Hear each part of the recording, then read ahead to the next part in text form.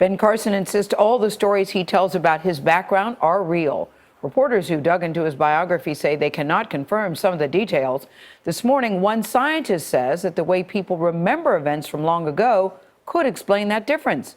Jan Crawford is in Washington to show us how that may apply to Ben Carson. Jan, good morning. Well, good morning. So Carson's really been on the defensive for the past 5 days over questions about some of his memories from 50 years ago. And now he's been trying to prove that those events are true. I would much rather lose an election than to lie. Last night, Ben Carson was defiant, but his Republican opponents were piling on. This is the only election in history where you're better off if you stab somebody. He should answer the questions forthrightly and directly. The questions focus on key parts of Carson's life, from his childhood to college.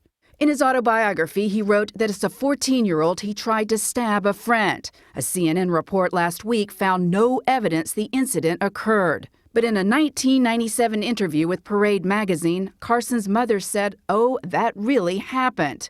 And in a radio interview on Monday, a former colleague from Johns Hopkins said Carson shared the same story with him in 1987.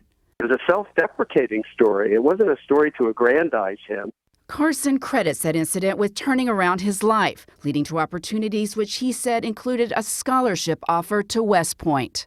Media reports question whether the military academy even offers scholarships. Carson has provided corroboration for part of his story, West Point recruiting material that mentions scholarships, and PolitiFact rates his claim mostly true.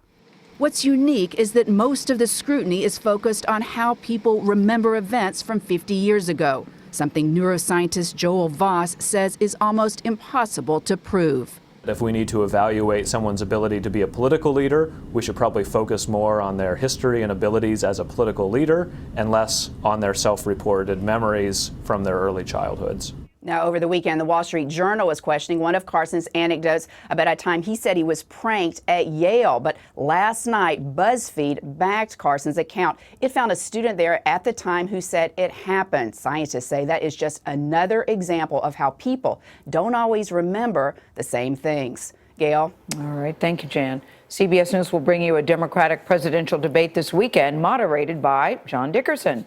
You can watch it Saturday night at 9, 8 Central, right here on CBS.